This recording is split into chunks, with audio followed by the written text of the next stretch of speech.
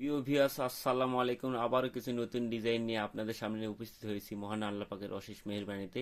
এটা হলো নকশিকাঁথা কানা কাঠের ডাইশ, নওগাঁ সদর থানার পাশে আমার বাসা। আমার দোকানপাট নাই, আমি বাসা থেকে ডেলিভারি দিয়ে থাকি। তো আমার কাছে বেশি ডিজাইন নাই, কি কারণে অনেক কাস্টমাররা আসে। আমার রেডি কিছু মাল ছিল, সব বিক্রি হয়ে গেছে। আবার এই কয়দিনে কিছু বানাইছি, এই কারণে অনেক কাস্টমারে আমি অর্ডার নিচ্ছি না, অনেকে ফোন দিচ্ছে।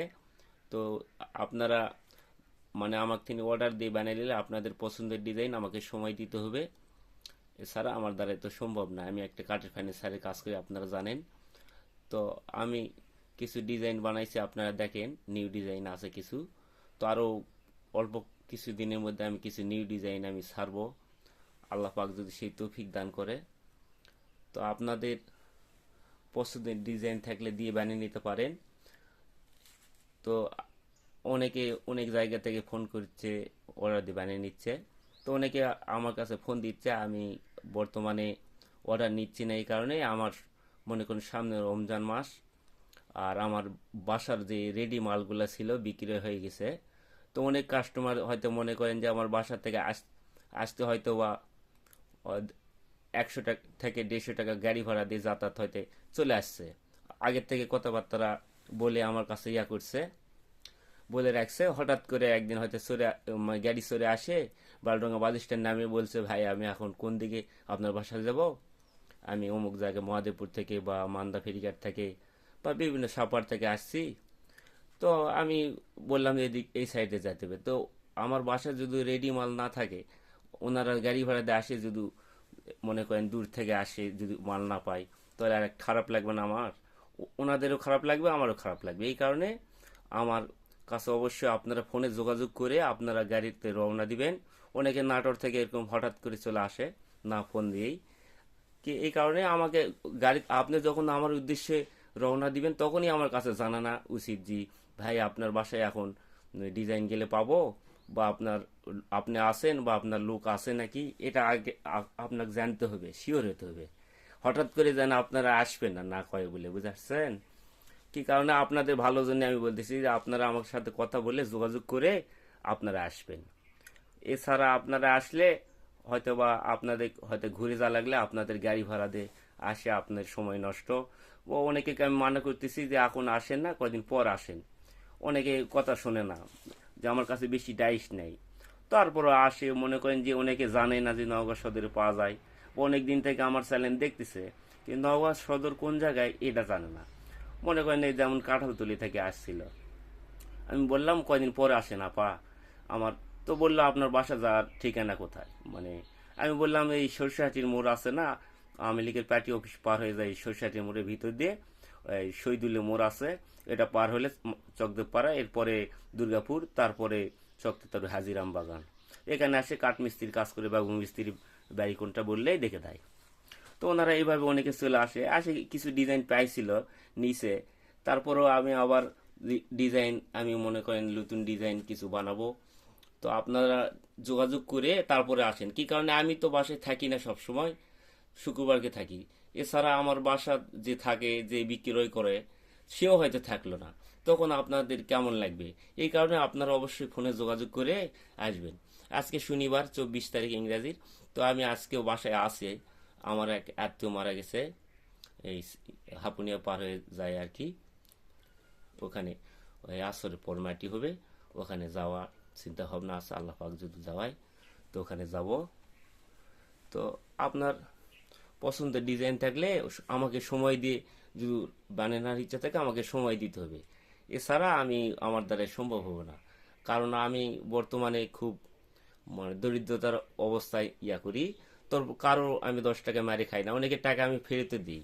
অনেকে বলে ভাই আমার এই সমস্যা, দূরে থেকে করে যোগাযোগ করে এখন বললো যে ভাই ওখানে যাব, খুব জরুরি, কয়েকদিনের মধ্যে দিলে ভালো হতো।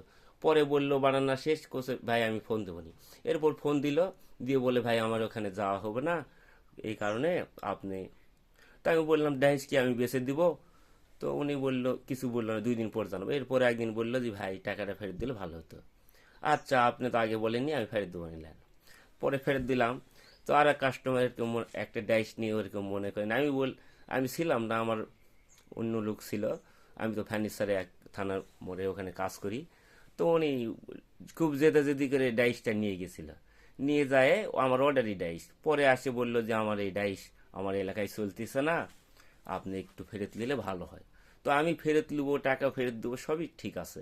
কি কারণে আমি আপনাকে লস স্বীকার করতে হবে, কি কারণে আপনি যখন রং ভরাবেন বা আপনি একটা ডাইস ফেরত দিবেন তখন একটা খারাপ লাগবে, ওই ডাইস সবাই নিতে চাবে না।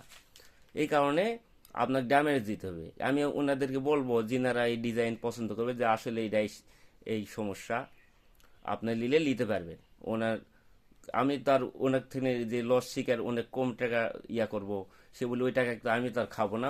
যিনারা নিবে তাদের বলবে এই সমস্যার কারণে উনি ফেরত দিছে, ওনার এলাকাত আরো হয়তো বা ঘন লাগবে, এটা উনি নিয়ে গেছিল জেদ করে নিয়ে যায় এই সমস্যার কারণে। তা আমি এই কারণে বলেছি যে আপনি ডাইস নিলেও দিব, আর না হলে আপনি টাকা ফেরত দেবো, সমস্যা নেই। তো আপনি ওই বেদগাড়ি থেকে নিয়েছিল আর কি। এই যে এটা এটা শান্তার এক আপার জন্য বানাচ্ছিলাম, ওনার আসতে দেরি আছে। তো উনি ওই বেদগাড়ি থেকে এক আপা আসে, উনি নিয়ে গেছিল, তো নিয়ে যায় এরকম, পরে ফেরত দিচ্ছে। এখন ওনার টাকা ফেরত দিতে হবে অথবা ডাইস নেবে। তো আমি আমি ডাইসটা এই মুহূর্তে দিতেই পারবো না, কি কারণ আমার রেডি মাল আমার নাই।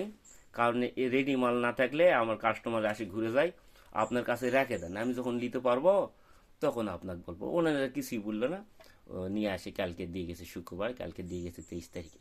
তো আমি বললাম তাহলে আমার ডাইস বিক্রি হোক, আমি টাকা পাই, না হলে ঈদের পর আপনি ডাইস নেন, ঈদের আগে আমি হয়তো কি হবে জানি না।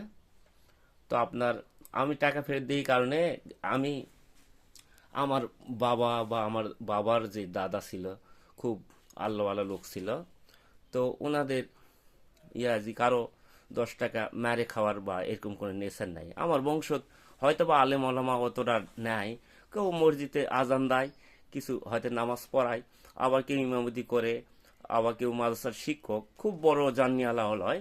তারপরেও আমিও আল্লাহ পাককে কিছু ইবাদত করার জন্য অনেক চেষ্টা করেছিলাম 2009 সালে। 2009 সাল থেকে মনে করেন 22 সাল পর্যন্ত আমি চেষ্টা করেছিলাম। তো আমরা যে ইবাদতগুলা বেশি পছন্দ করি, আমাদের মনে করেন আমার বাবা বা আমিও কম বেশি করতাম। তো আমার খুব জীবনে কষ্ট নেমে আসছিল এই ইবাদত করাতে, তবে খুব শান্তিও লাগে। তো আমাদের ইবাদত বন্দেগী অন্য একটু মনে করেন যে যেমন এই মরাকাবা করে না, জিকির আজকান এরকম বেশি ইবাদত বন্দেগী করা হয়। তো আমার কথা যে আমি যদি 10 টাকা মানুষের মারে খাই যদি ইবাদত বন্দেগী করি, যে আমার যে ইবাদত যেটা আমি আল্লাহ পাকের জন্য করি, সেই ইবাদত তো শরীরের রক্ত পরিষ্কার করার জন্য। তো আমি যদি হারাম টাকা খাই, তো আমি সারাদিন আল্লাহর জিকির করে বা সাধনা করে তো আমার সেই সাধনা আল্লাহ গ্রহণ করবে না। কারণ আমার ভিতরে যদি হারাম ঢুকে যায়, ওই সাধনা আল্লাহ পাক পছন্দ নিবে না আর কি। ওই এবাদত বন্দেগী আল্লাহ পাকের কাছে গ্রহণযোগ্য না। এই কারণে আমার কাছ থেকে নিলে আমি কারো 10 টাকা মেরেও খাবো না, আল্লাহ পাক যেন না খাওয়াই। তো আমি চেষ্টা করবো ভালো কিছু দেওয়ার জন্যে, ভালো কাঠ, ভালো কাজের কোয়ালিটি। তো আপনাদের প্রয়োজন হলে আপনারা নিতে পারেন, মোবাইল স্ক্রিনে নাম্বার পাবেন, তো এই নাম্বারে যোগাযোগ করবেন।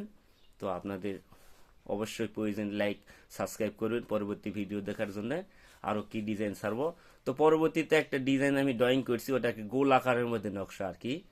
নকশার অবশ্য আমার কাছে ভালো লাগছে, ওটার নাই, এমনি আমার বানানোর আগ্রহ হয়েছে, এই কারণে আমি বানানোর করছি, কাঠের ড্রয়িং করেও রাখছি। তো আমার এমনি কিছু ডাইস আরো বানানোর পর ওটা একটু ফ্রি হলে বানাবো, আপনারা সাবস্ক্রাইব করে রাখবেন, পরবর্তী ওই ডিজাইনটা দেখতে পাবেন। ওটা বাদেও আরো অনেক ডিজাইন আমার, না হলে ঈদের মধ্যে বানানোর চেষ্টা করব, ঈদের আগে যেটুকু পারবো বানাবো। আপনাদের পছন্দের ডিজাইন থাকলে বানিয়ে নিতে পারেন। তো আজকের মনে এখানে বিদায় নিচ্ছি। আল্লাহ হাফিজ, আসসালামু আলাইকুম।